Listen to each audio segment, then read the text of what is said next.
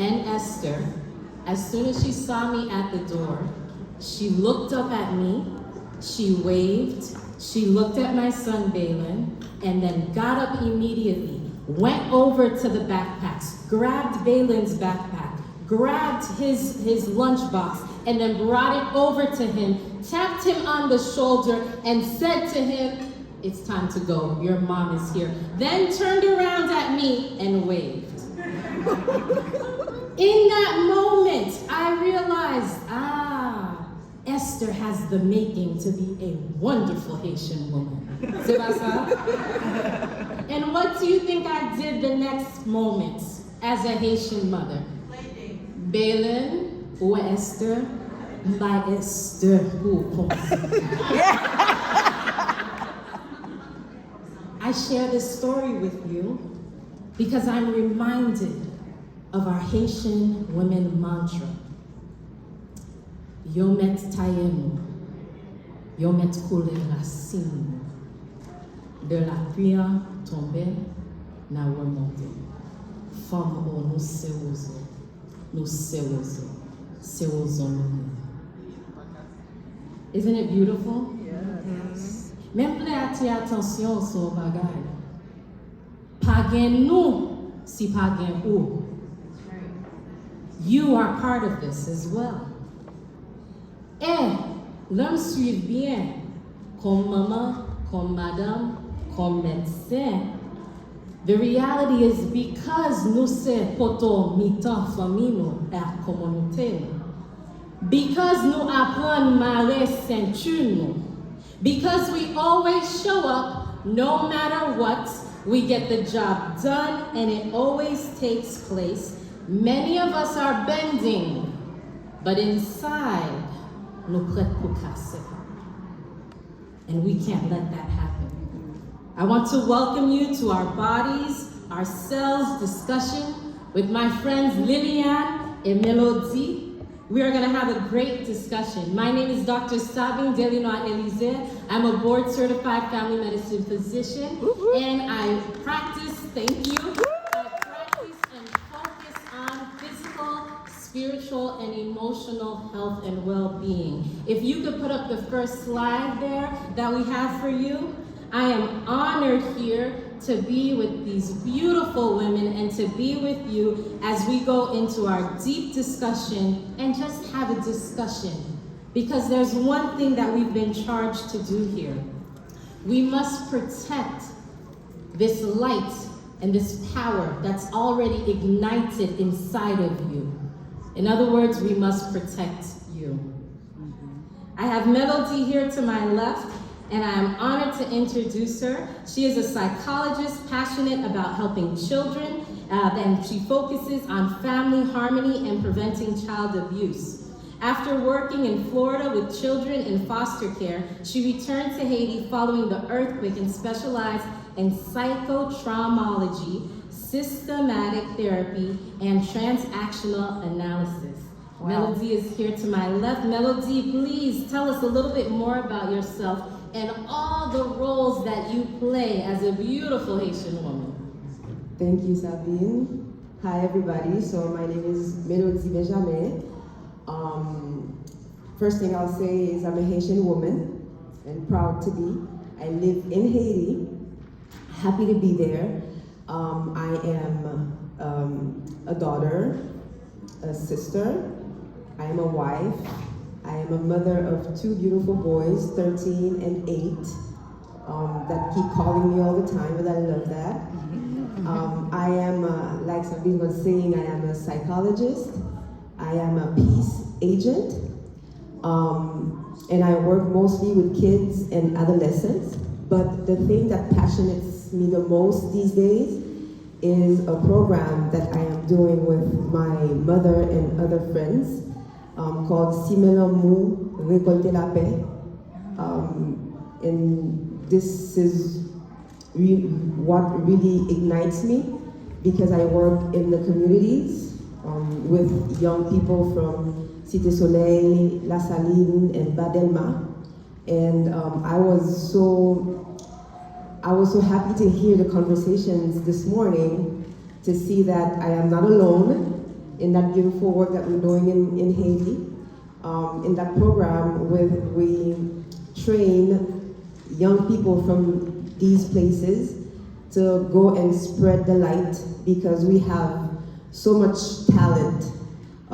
We have so much light in Haiti, like Pascal was saying, and we are going to spread it around to rebuild our country. So again, I am Timoun Haiti, and it is in my fiber, and this is one of the things that I am most proud of. Thank you so much. So we have a slide up here that I want to put up. If we could have the tech team put up our first slide here, that tells us that our position here right now is to make sure that we're doing everything that we can to give you the tools in how to protect yourself and preserve your resilience through wellness. This is what's most important. And we also have with us here our second panelist. Let's go to our first slide. Is that? I don't think that's the first slide. If we should go back. Right, we're getting, here we go. Our bodies, ourselves, nous serons. Okay, so let's see si gars ici dans zone tout bon. Team. Bois sèche.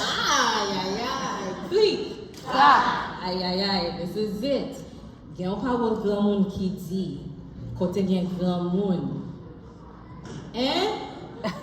What? Kote gen gran moun kay pa brûlé. Nou pa jom tande sa? Oh! Nou ba isye. Kay pa brûlé. Yes.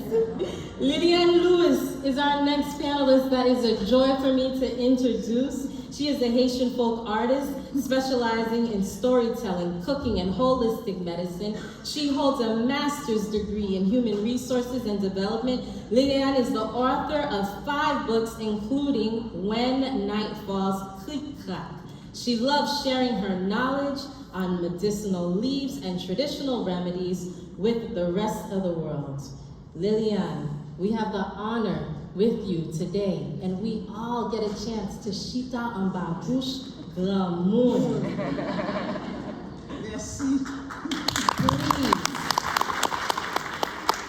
tell us a little bit about yourself. When we speak about this idea of nusewozo that symbolizes our strength, our adaptability as Haitian women, just like reeds that bend in the wind but never break. Tell you about myself. Here is myself. I'm an open book. I will tell you everything. I cannot tell you everything now, but after I finish, you come in the hallway, and I will tell you what to do to cure everything.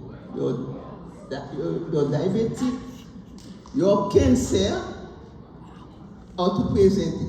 But anyway, I'm a storyteller. I love to tell stories. That's how it started. And I'm a cook. And if you want to know how I know how to cook and how I became a storyteller, it's because I was looking for love.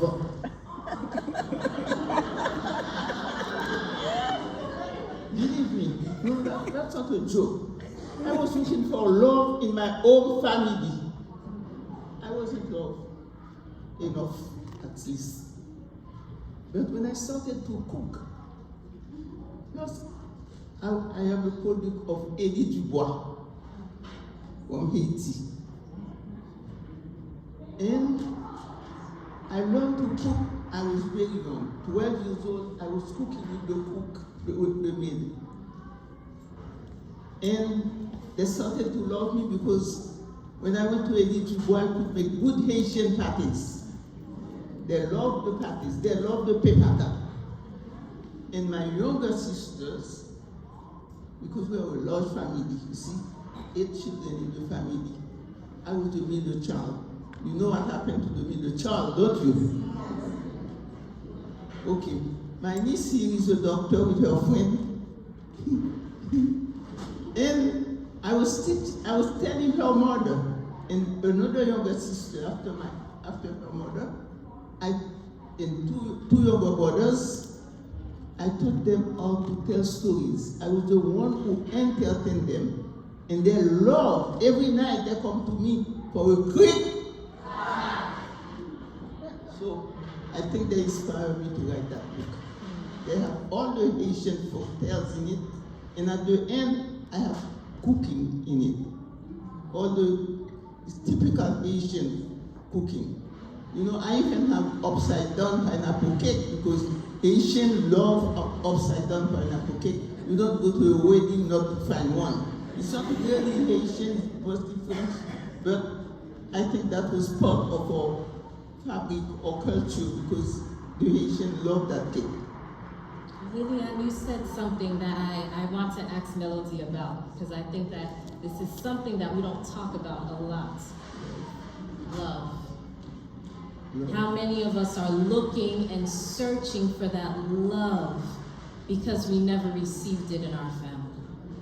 No, not everybody don't receive it. Some receive it. When you have 8 children in a family, it's a lot.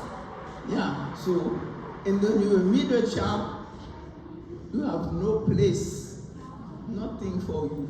You have to find that place yourself. How many of you feel like that middle child? Maybe not in your career, but when it comes to certain aspects of your life, that you didn't feel that love. I'm sure Melody could let us know a lot more as a psychologist and what you have done specifically in pioneering and protecting child abuse.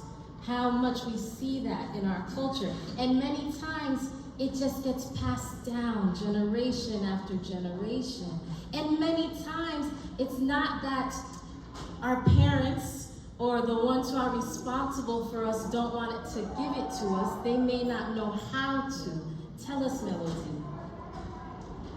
Okay, so there's many questions into your question. And I am very happy that Liliane touched on the most important thing, which is love, and how she so beautifully said how, you know, you find it for yourself. Love may come in different ways. The way that it comes to me might not be the way that it comes to you. But I think that each and every one of us have to be confident in the fact that it's there, and we're going to find it if we haven't found it yet. In our society, beating children is the norm, and one thing that parents say to justify it is that it's cultural. I say it's a bad habit, and bad habits can be cured.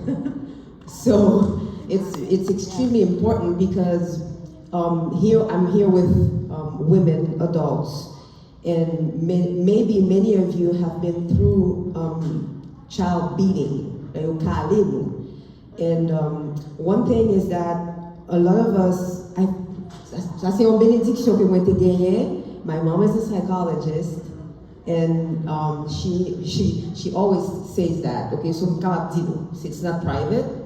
Il est toujours partagé que my dad, who was beaten as a child himself, le lever she was like,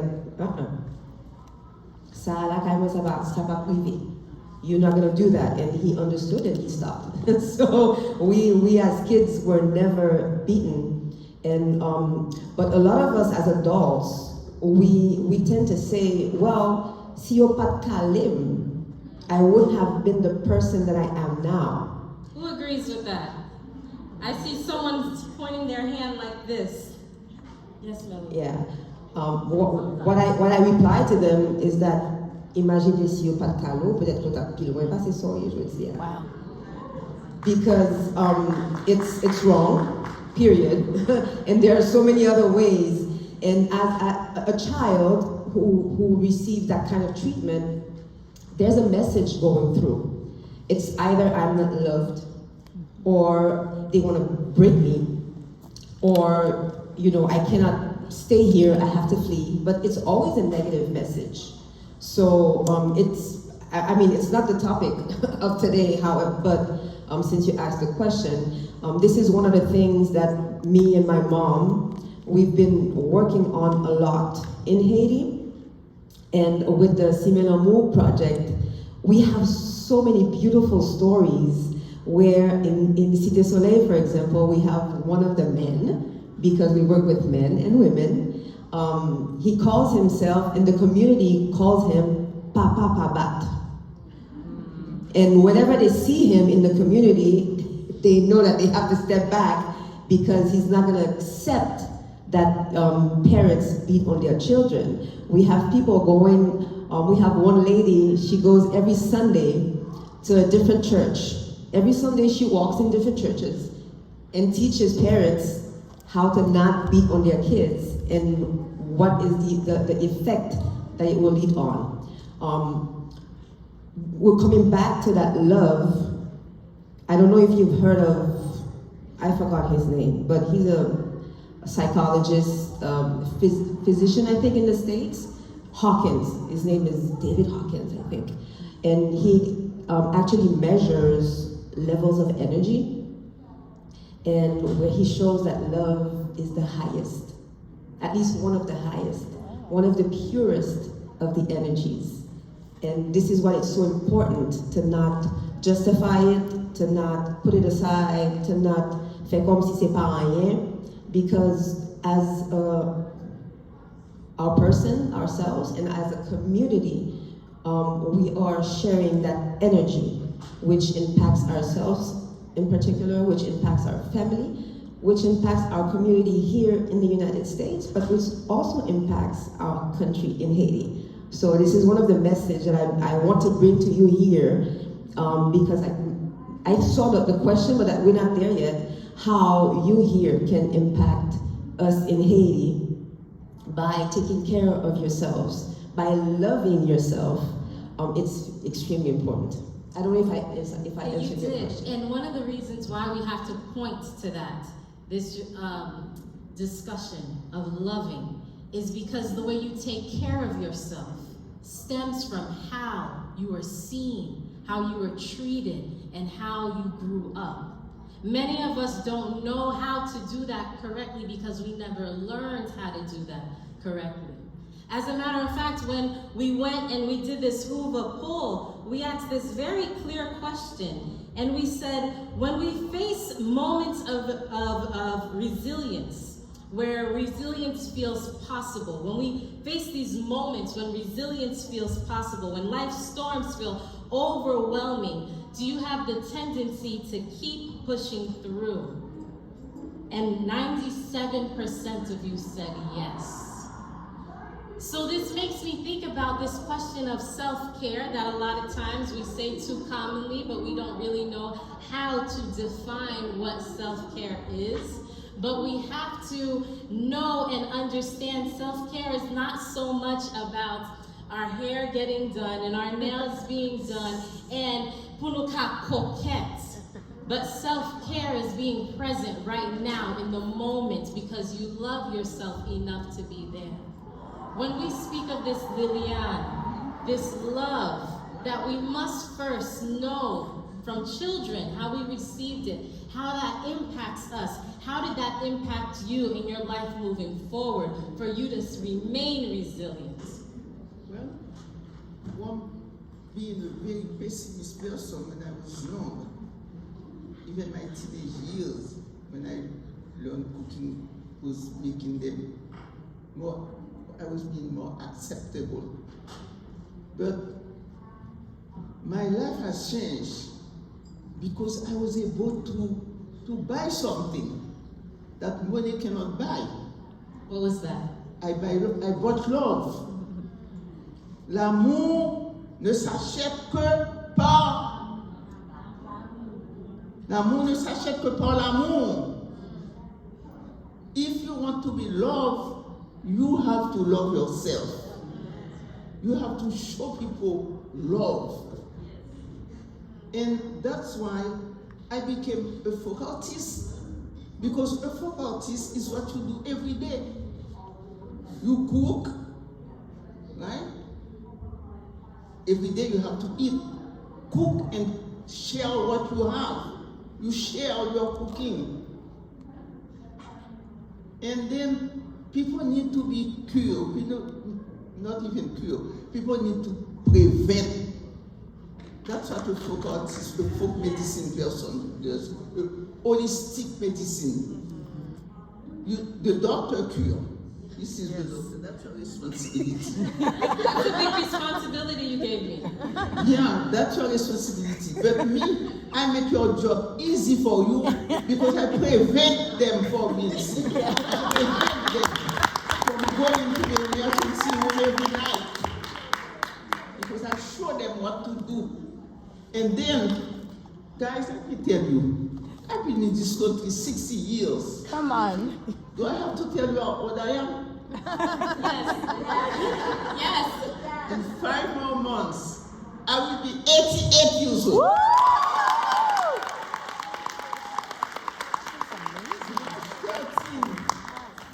13 tomorrow, 13, 5 more months, Lydian, the storyteller, will be 88 years old. 88. Yeah. Okay? So, how do I survive? I went through so much. I control my diabetic. So, you must wait for me and tell you how to do it. I have picture to show to you. Control, well controlled. Who knows if the doctor will remove it? But at least I can manage it. And then I overcome cancer of my lung. Wow.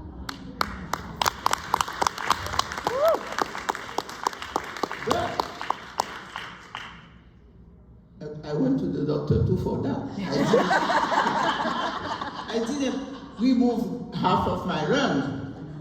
The doctor did. But I made her job easy because I know which leaves to use with chemotherapy so I wouldn't suffer. Wow. Wow. Okay? I was able to eat while I was on chemotherapy. Okay, I lost my hair, but now I have a lot of hair. Okay, I just cover it. I have it just like my niece here. Oh. Not quite. Okay. So, wait a minute. What was the question again? You answered it, which was perfect. And again, our focus is no sewozo. It is this resilience. It is this bending, but we cannot break. And the only way we cannot break is that we have to be able to protect you from you. Did you hear what I said? Protect you from you. If 97% of you said in this poll that you keep pushing through, even when you feel life is overwhelming, how are you protecting you from you? This is one of the things that I want to make sure we focus on. Because Lillian, you make my job easier. But the thing that helps us really become easier is when each of you realize your health is not just a matter of absence of disease. It is the connection of your physical, your spiritual, and emotional health. All three of those come together. All three of those must be in alignment. All three of those must be fed. And it is only then that you truly are able to say, I am healthy, I am present right here, right now. Dino. Every woman here, everyone, and I'm thinking of my mother when I say that. I took care of her 20 years before she left. Every woman here is a potomita. Vous êtes des potomitans. Parce que at my house, my father was a doctor. But who took care of us, 8 children? My mother. She knows what to do. You see that woman here, my niece, her mother has typhoid fever. la fait petit foyer. My mother took care of her. She's in her 80s now. My young brother has asthma. But that's another story, the way he was cured, you know. If I have time, I'll tell it later. But that's another story, another long story. But anyway, when you're at home, you're the one. But besides, in our culture, we have a song that tells us, say, faith to do something. Yes. I have them to teach you later on, okay? Yes. The pharmacy, my garden is a pharmacy. And let me see if you are really Haitian, because this is something that is in our culture, in our fabric. Ma pas commencer, c'est pour nous toutes répondre. Si nous pas répondre, nous pas besoin d'arrêter. You're gonna kick them out? Yeah. Regardez bien qui laisse la répondre. Ma commencer. Bon. Listen bien, oui. Feuille, nan misère moyen, oh, feuille.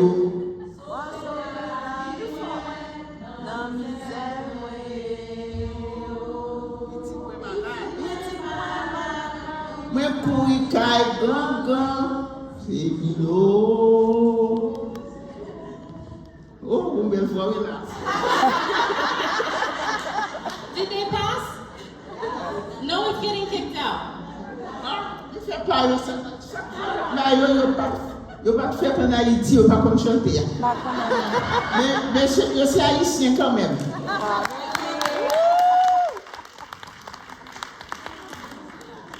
Protecting ourselves, Yeah. protecting your resilience is a combination of all of it. We cannot forget, yes, l'ilma squitino. Oh We yeah. cannot forget this reality of when we pray. We cannot forget also this reality of le nous besoin plan si t'amènes en film là. Nous besoin plan. One thing that I have found, and Melody, I want you to talk to us about this a little bit more. One thing I have found as a physician, particularly our women, we do a great job of taking care of everybody else. We do a great job of making sure everyone else has what they need, their medical appointments, their clothes, their food, that everything's prepared for them. And then whatever's left over, we give ourselves. Melody, tell us a little bit on how when we give away all of our energy, we give away all of our strength, what truly is left for us to make correct decisions for our own personal lives? First of all, when we give all of ourselves, we get sick. So that's not even helping. And that it happened to me. I was like 100, 100,000 à l'heure, until I got sick. And this is when I realized that I really have to take time for myself. And your question also brings me back to something that you said that I think is extremely important. And it has something to do with the question of making good decisions. Love can be a very easy word to say, but a very complicated one to understand. If I love myself, it means that I love myself for the good things about myself. It also means that I love myself for the, the less beautiful things, let's say like that. And you also said that sometimes we have a hard time sitting with ourselves, because when we sit with ourselves, we have a tendency to only see all the mistakes that we made and all the things that we should have done that we didn't, or the things that we did that we shouldn't have done. And it's like that self-critic constantly. And so one of the reasons why we are always also going is to avoid to be in that moment. But I think it's so beautiful to be able to do that because it gives you opportunity to look at yourself for who you are. I follow someone on Instagram. His name is Bashar. I don't know if you know him, but you know Bashar. And he said something that I thought was so beautiful. I am me and I am enough. And I think that this is one thing that we have to learn to tell ourselves. Because when I accept that I am me and I am enough, it means that I accept that I can be afraid sometimes, that I can be angry sometimes, that I can be sad sometimes. And when we talk about being wozo, nous plier, but nous pas casser, it also means that we will take time to be vulnerable. We don't have to be vulnerable in front of people. C'est pas ça bagay la dit, right? It can be a moment where you cry in your shower. It can be a moment when you are with girlfriends and you exchange painful things. But it can also mean a moment when you call a therapist because there's nothing wrong with that and seek for help. And have the humility also to know that yes, moi c'est un femme jump, moi c'est wozo, moi kapliye, moi pas cassé, but sometimes I cannot do it alone. Sometimes I need to have that person that is next to me to build me up, pour jacker, pour me continuer dans lutte, but I don't want to use that word. Yes. In that beautiful journey that I chose to go through in my way on earth. So we really have to be careful with that, to take that moment for us. And you also talked about how self-care is not about doing my hair and doing my nails, and yes, it is about that too. However, it's also about the yoga class that we took this morning. And that we had to wake up early for, right? It means that I'm gonna take care of my sleep. It means that I'm gonna take care of my relationships. And that also is learned. But it really means that I'm going to take care of all these emotions that I hold in and that I accept, that I can have, and that I'm going to learn to release. I really don't know if I answered your question, but this is what I wanted to say. You did. You did, and I want you to keep saying what is on your heart, because this again is the discussion that we're having to make sure that we as Haitian women are protecting our resilience. We are protecting the power that's within us. And protecting that power within us, just as you said, it's with the women around us, it's the community that we have, it's in a weekend like this. But what about when they're not here? What about when you're by yourself? What about when you leave this room? Lillian, what have you done in your life that has helped you protect that resilience, particularly as being able to be a survivor of an aggressive lung cancer? I remember when we were speaking, you made mention of not just the medication, but the one thing that made sure that it wouldn't be the cancer that took you out. It's love. Love is a good medicine because I have children, I have grandkids. And when I have the cancer, I said, that cancer not go. I said, that cancer not going to kill me. And then I accept it with joy. I said, it's going to be an experience for me. Lillian, you accepted the pain of cancer? Because the chemotherapy, there was no pain. I started to cough. I went to church that Sunday. I couldn't sing at church. I didn't know I had cancer. So I went in the baby's room. And coughing, I got embarrassed. I said, with all those kids, I'm coughing like that. So I went out, I said, in the back of the church, where nobody was. And then the priest had come all the way down to give communion to the mothers. And I received communion that day.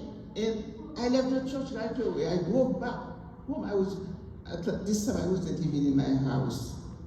But I was living I got to a house up Florida. And I was babysitting for one of my children, my grandkids. And then I went back. The father wasn't there. When the father came, I was still coughing. I said, call your ambulance for me, because he said, no, I'll take you, because you're coughing so much, I'll take you. I stayed in the emergency room for 3 days. They were trying to see what I have. Finally, they admitted me. They said I was waiting for a bed.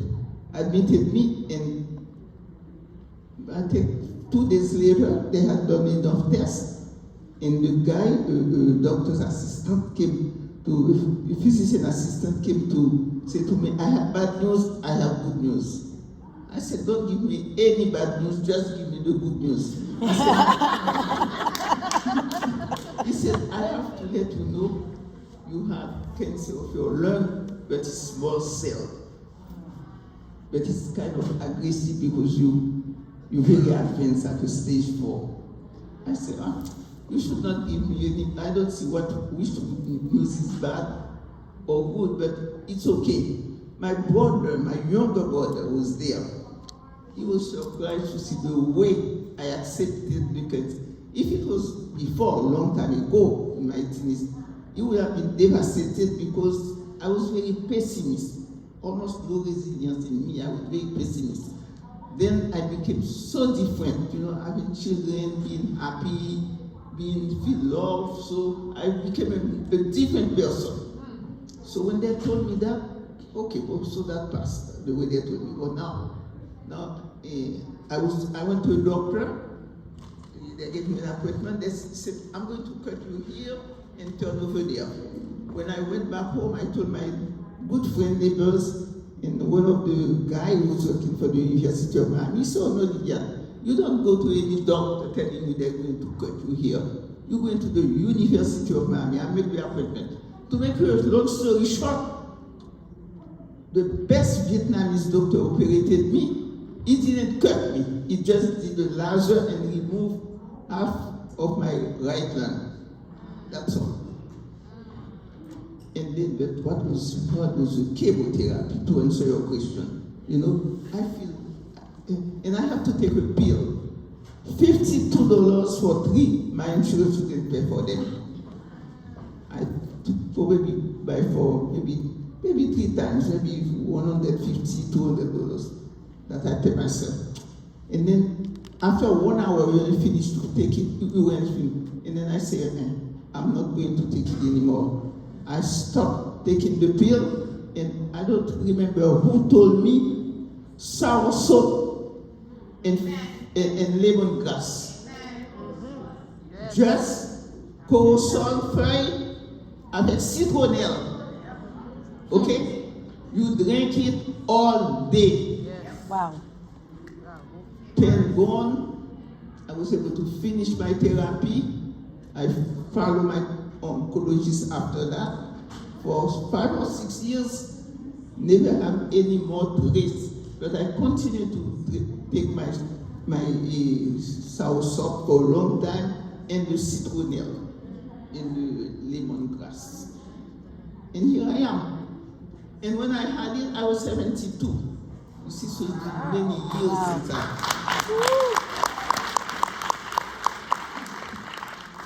What role did your mindset, your perspective play in making sure that you could conquer such a devastating illness? I pray too. I got to say that. I don't know if you know Sister Claire.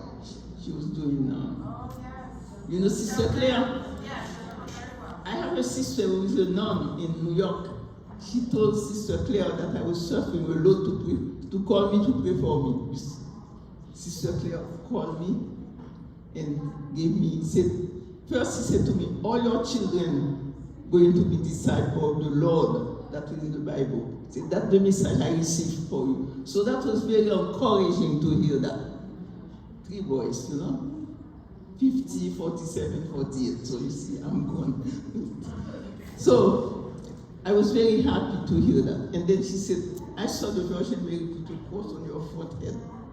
I didn't know what that meant. I even asked my sister Dawn, she didn't know what that. Anyway, I am all subject in this panel to tell you, because I went to church a couple of years after that. The priest was going in the center of the church and, blessing people with the Holy Ghost. He left the center of the church. He put a cross on my forehead and he went back. He did only for me. And the sister had told me that, So I am okay. I know I'm going to live until I am 100 years old. Because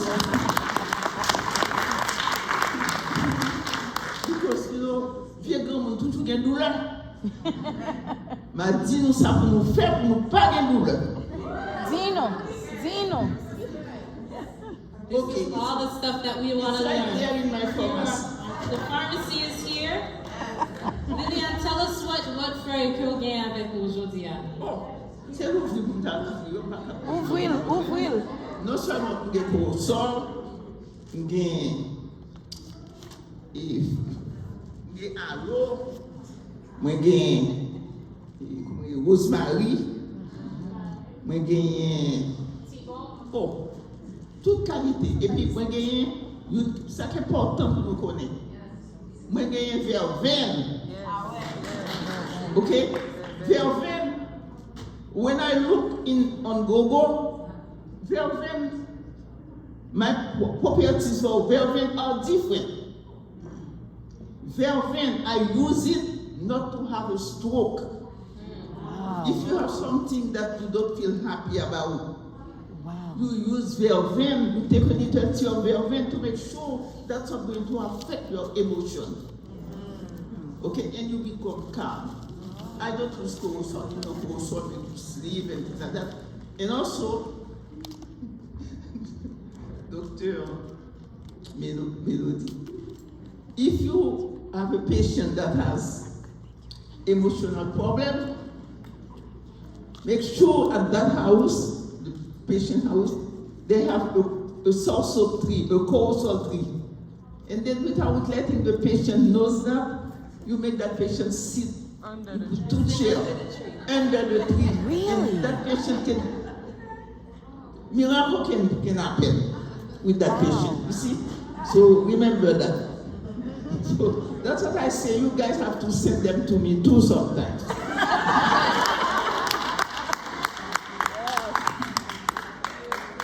Ladies are And love, let me tell you, I have my card here. After I finish, you take my card. Okay, when I go to a workshop at a school, a library, a festival, yes, I get paid for it. I get paid well. But when a patient comes to my house, it's free. It's love. People come to my house, they go out with a bag full of different leaves, so depending on what they have, and they ask me how much. I said, no, this is from God. God Amen. give us the tree, the leaves, and if I know about it, it's a gift for me, and I'm sharing that gift with you. I want to take a moment here and change up our subject just a little bit in our approach. As a physician, I want you to understand and know the role of stress that it plays in your body. And truly, the hormone of cortisol that is produced that affects every part of our body. Maybe you did not know this, but as women, we are born with all of the eggs that we will have that will go into the next generation. So that means, in other words, they call this epigenetics. That means, in other words, what you are doing right now is affecting possibly the children that you will have and the legacy that you will have to come.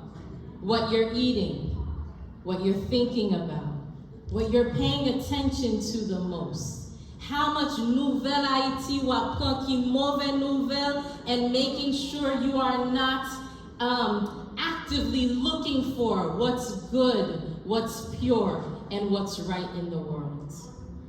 It is so important for all of us here to make sure that we are in those moments of stress, we recognize them quickly, but we have to know how to deal with it. This is the thing for me as a physician. It's not so much to increase the high blood pressure medication. It's not that I need to increase the diabetes medication. The role for me now is to really stop and say, wait a minute, what is truly going on here? And this comes back to our habits, to a lot of times nurture what is bad and not go and look for what is good. Melody, what tools can you give our ladies today when it comes to stress and how they can face it the correct way? The first thing I would say is to focus on your circle of influence. Since you were talking about Nouvelle Haiti, one of the things that stresses us is, stress is, what is stress?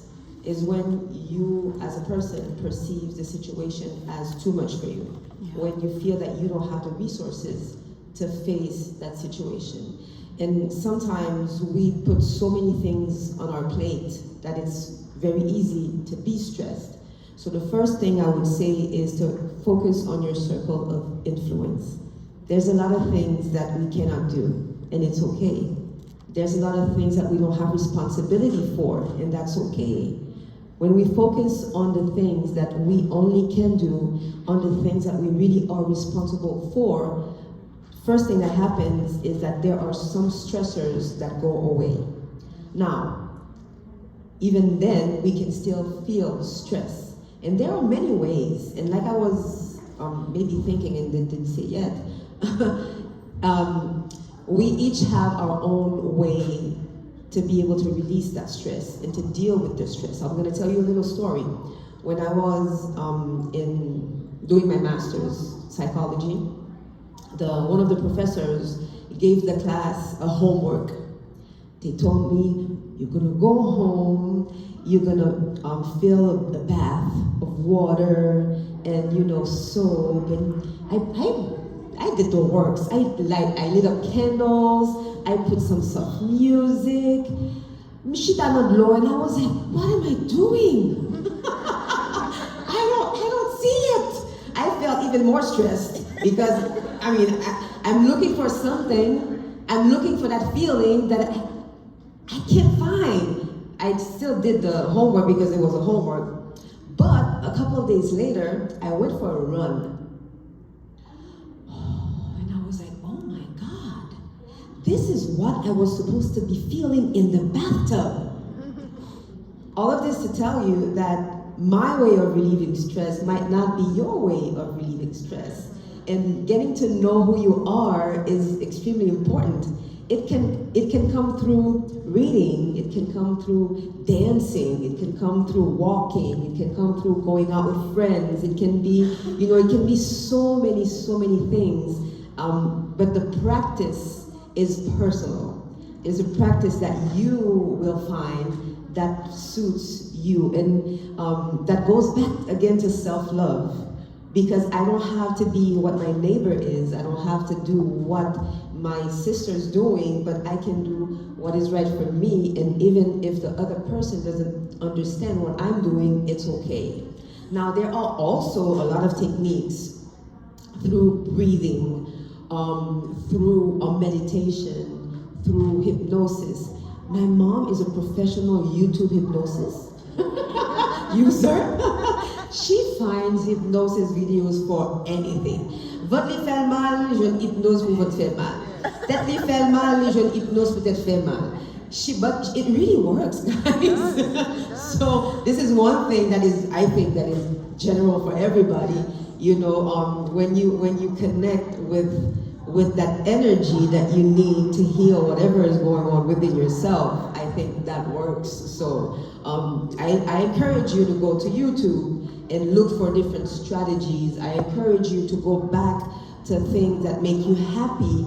When you were younger, if you had a passion, if you had a calling for something, go and do it. Take some time. It doesn't, you can start small. It doesn't have to go from not doing anything to, leaving everything behind and going for that. No, just to add 5 minutes, you add 10 minutes. It can be once a week, but it's extremely important to recognize that, oh, I'm stressed. how am I going to recognize that I don't sleep well, I'm irritable, moun pa kare bo kote mon corps parce que m'ap jabe derrière toute la journée, I'm not productive at work. These are all signs of, having a too much.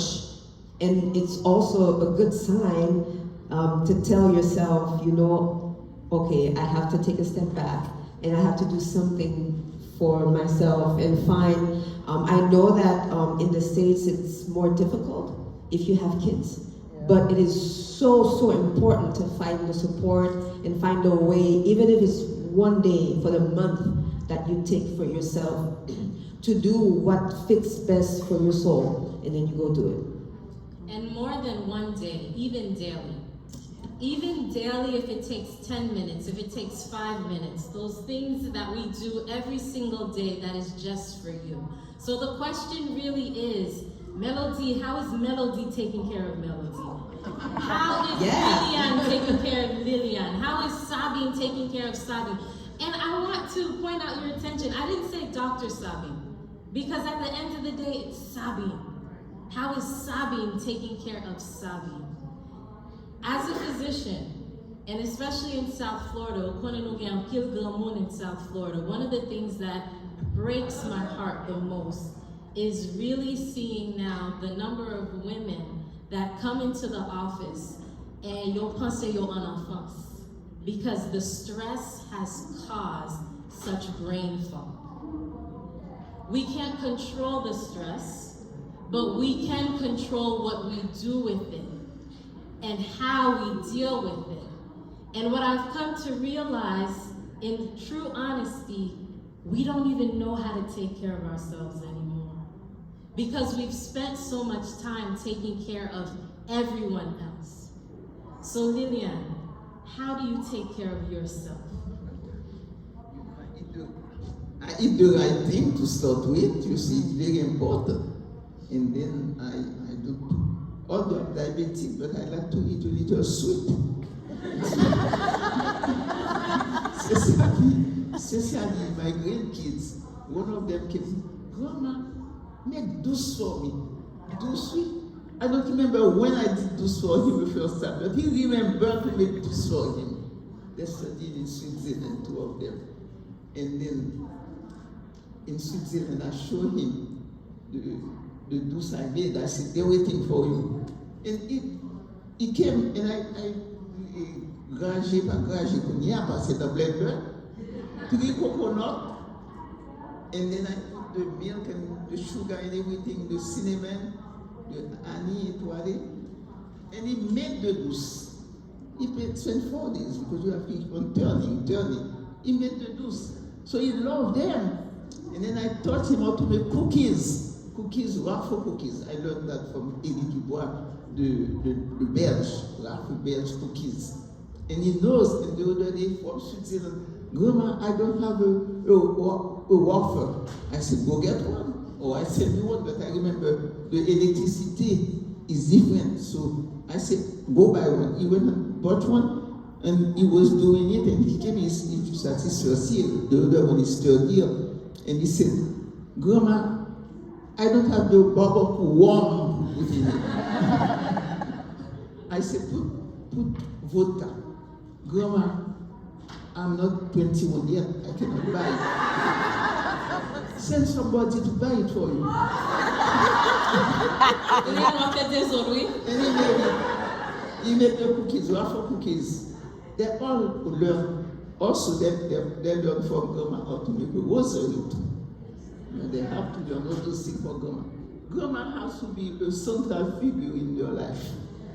One of the women in the poll said to us that there's a necessity right now in their young age to make sure that they are able to, in order to be this nuse wozo as a Haitian woman, then the price of that is just compromising our own well-being. How do you make sure that that did not happen to you? But I do my own well-being. I do what I want. I have 3 grown men, you know. Sometimes they try to control me, but I still control. I do what I want to do. We do what we want to do in the moment of when we need to do it. Yeah, that's what I do. I'm in control, guys. And I will be in control when I'm 80. I'll be in control when I'm 100. I don't have that. So always stay in control. That's the advice I gave to you. And don't forget, l'amour ne s'achète que par l'amour. Give a lot of love. So you will be loved, and then when you say, I am in control, they will respect that. One of the things that I have found as a physician as well is when we ask the question finally of just take care of yourself, love yourself, hold yourself, make space to be yourself, we don't know how. So I want to help you try to learn how to do that. We asked our panelists a question, and if you could put up the slide for me. Yes. I don't see the slide yet. What happened? I believe it's slide 3 or slide 4. It's coming. I am. It's trying to. I think it's 3. Which slide? It's 3:15. Yes, we're looking for the slide. Right. For the PowerPoint. Ah, okay.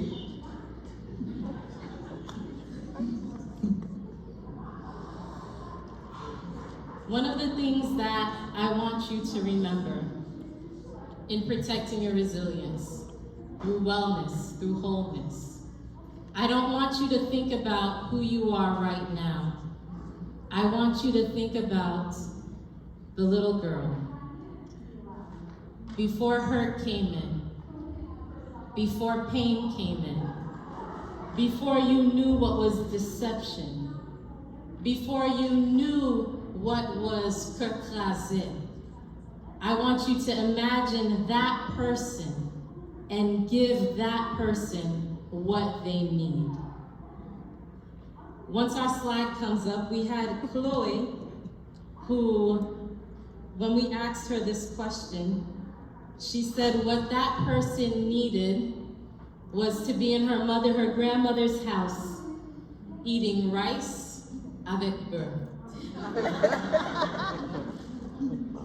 She said when she thought of this question, to really give Chloe what Chloe needed was in that moment to make sure she hears the sounds of a pilon, café, et peace.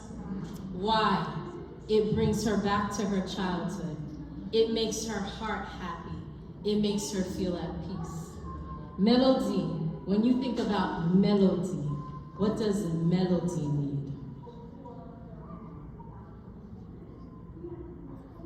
I think that what Melody needs, she kind of has, fortunately. I'm very blessed to be able to say that I need home. And home is where I grew up, not only in Haiti, but the house where I grew up. And again, I'm very blessed that my parents had a piece of land that was big enough that I could build my house next to them. I never left home. To me, that's my safe space. That's where I receive so much love. That's where I continue to receive so much love because we live in a compound, or dans la cour, with my parents, my older brother, my cousins, my aunt and uncle, and my kids, their kids. We are all together. To me, that's love. And this is where you go when life gets tough for Absolutely. you. What individual practice do you do for yourself when it feels like the inside of you is shaking? Oh, I box.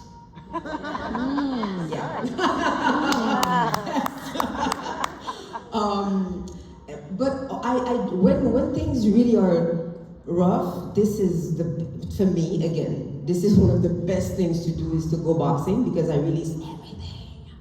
But also, for a couple of years back, maybe, I don't know, 5, 6 years, I started having better habits. And I think this is how it started for me, where I started to eat differently. I don't eat bread. I don't have no dairies. I used to have a glass of milk every day when I was younger. Now I can live without it, like, don't have a problem. So I eat a lot better. That was my entry towards self-care. I exercise.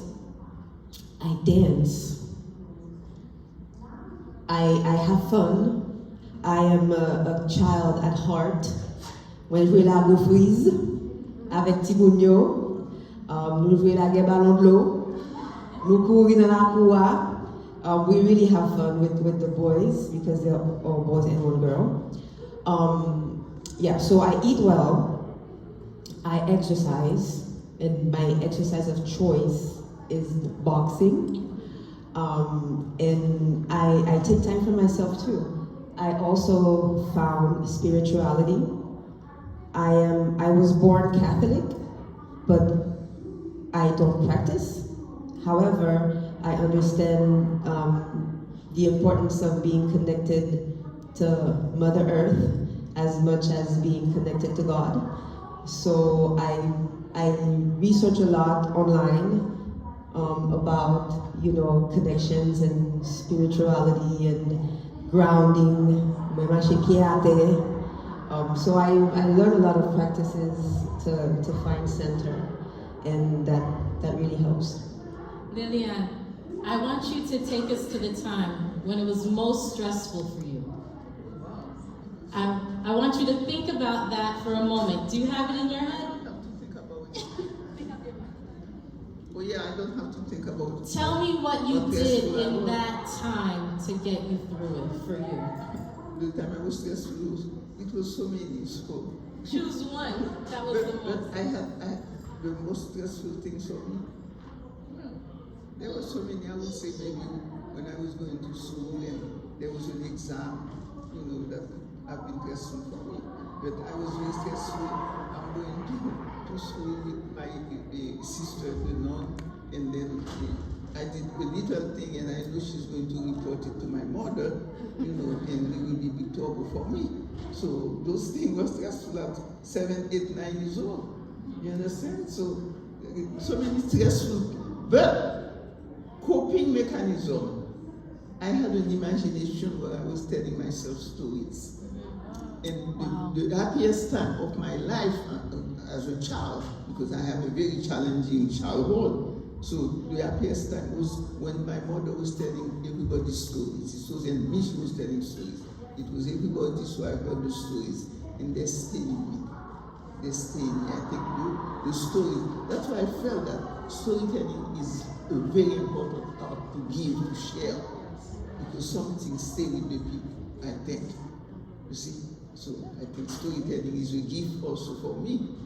But I have to I give credit to my mother in that book, that she was the one who tells stories, and she would tell stories to teach us something. You know, somebody did something that was wrong, and then she would tell a story to make you understand and not to repeat it, you see. And she was a good storyteller. She could, if she was making the goat, you would think there is a goat. So that's it. It's not very significant, like I said. I was able to overcome misery. If you can call something misery. You lost in the court of 8 children. Yes. Whether it's storytelling, whether it's boxing, we challenge each of you to find what it is that you need in that moment of when life becomes too much for you. We carry hats as mothers, as wives, as nenens. Yeah. We are squeezed in the middle as we look at an oncoming generation and pay attention to our parents' generation. And maybe you're not sure on what that looks like or how in an everyday instance, in a moment, to take that time to take care of you. And I want to challenge you to do this. I want you to find a picture of yourself when you were younger, when you were at your happiest. A picture of yourself when you were younger and when life was not complicated. When you look at that picture, I want you to answer the question of, what does she need right now to make her feel more anchored? For me, I need a plate of tom tom. These are my people from the South. I need a plate of tom tom qui fait avec l'âme, qui gagne l'âme véritable, qui gagne morceau crabe, qui casse la dent. I need that plate of tom tom because it takes me back when I smell it, when I sit and I eat it. It takes me back to the time at my father's and my mother's table, when my dad came from Haiti and he introduced tom tom to us. And he mettait nous tous les quatre là. And sœur Tanya, who he would always say, Tanya, mange ba non. She refused, he would say, égale. I sat with that tom tom. I was interested in it. I took that tom tom et puis m'valait. Papa c'est non valait. Et même côté, papa mange $2, il dit ça bien bon travail. Do you see what we just did? We took a moment to say what we needed for our hearts to calm us. For me, that moment of calming for me is a chant d'espérance, where I hold the chant d'espérance there in my hands and I remember the fingers of my grandmother who were frail and gray as she passed through the words and she said, Sabino te met fête aux États-Unis, mais wap besoin créole. Chantez, songez bon Dieu, songez prier. You must find what you need in those moments where you feel like you are bending and you feel like you're breaking. But I want to submit to you today, you don't have to break because you must protect yourself. You don't have to be resilient. I say that because if you look to the lady to your left, if you look to the lady to your right, moun sa krowela, se pa ou wash nan l'eau, li wash nan soleil avec.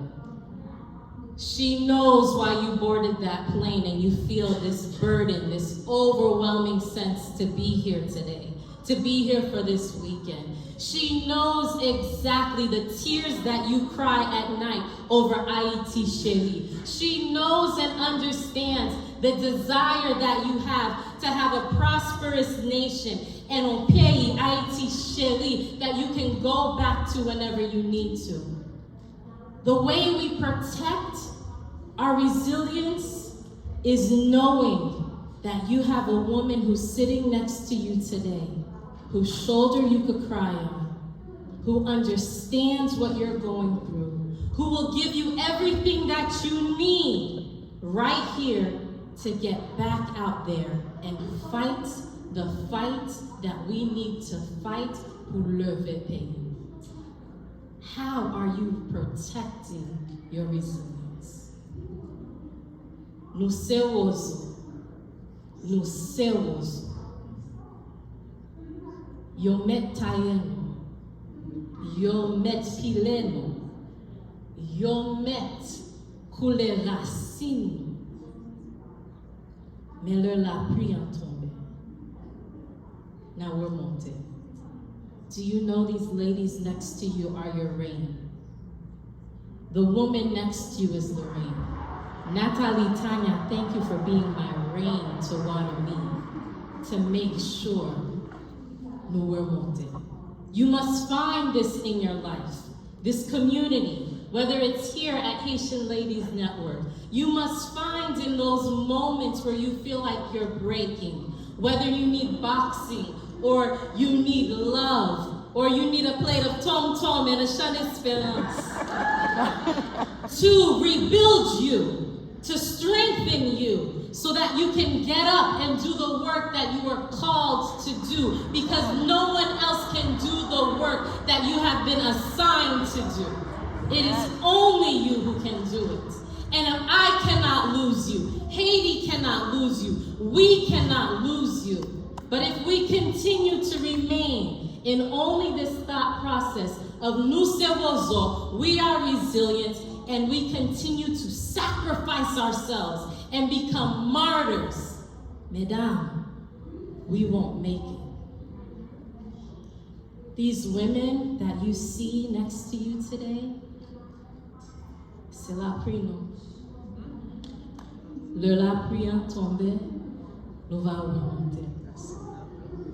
What does it say? Lilian, shut down for me. No, I hear you. Go ahead.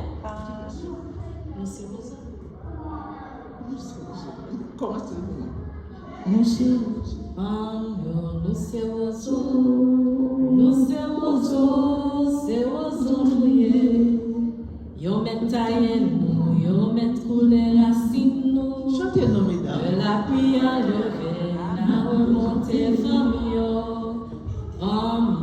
nous serons nous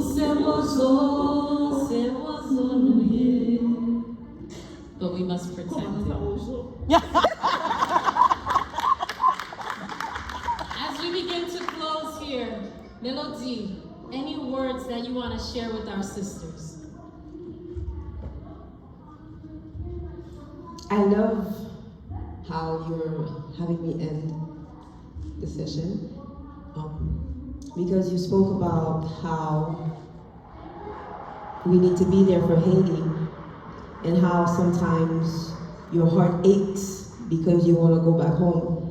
And I know that for most of you here, the diaspora, it can be very difficult because you are away, you are afraid, you are angry, you are sad, and you feel hopeless, and you don't feel like you can do anything. However, by taking care of yourself, by being happy, and please don't feel guilty, be happy.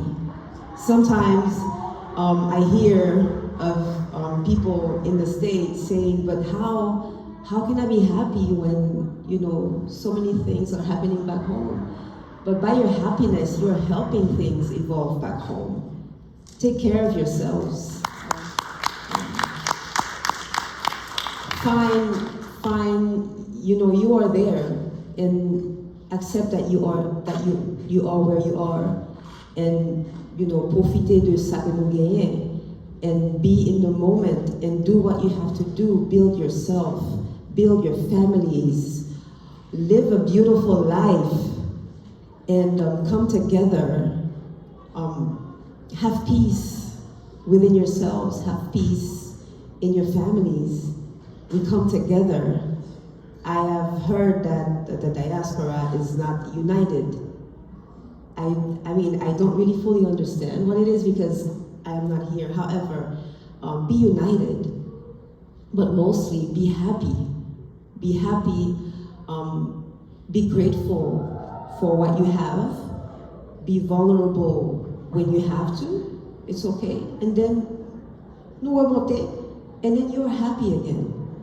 Because you wouldn't, maybe some of you understand, but maybe the extent of, for example, a weekend like this one, where so many women come together with the same energy, with the same power, with the same love, with happiness, with sharing. It's all of that energy is going back home. Because the love is there, you know that, I know that. Même si vous quittez Haïti, vous pas jamais quitter Haïti. So whatever you're going through, you're sending it back home. So if you are angry, if you're sad all the time, if you feel guilty, if you feel desperate, that's not helping us. So what I want you to know, what I want to say to you is, be happy, live in the moment. Be where you are now, and it's okay.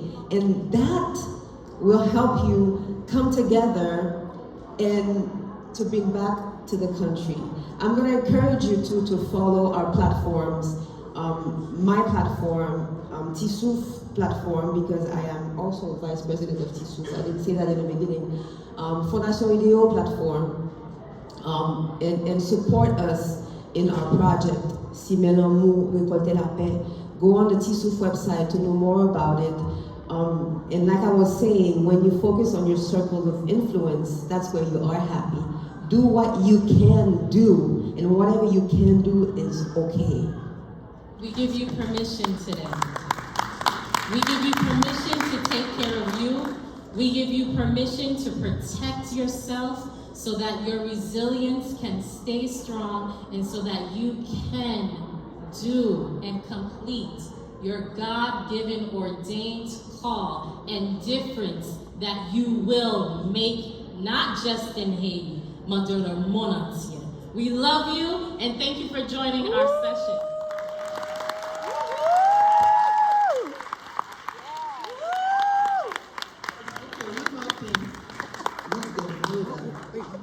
Be outside and Lillian is here outside. certain diseases like asthma, She wants to talk to you about asthma, cancer, to look at her tutorial, what we call it that, diabetes as well.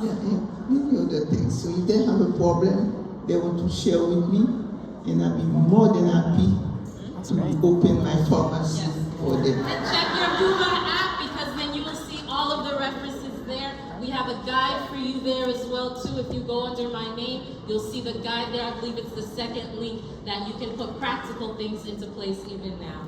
Enjoy the rest of the weekend, ladies. Yay!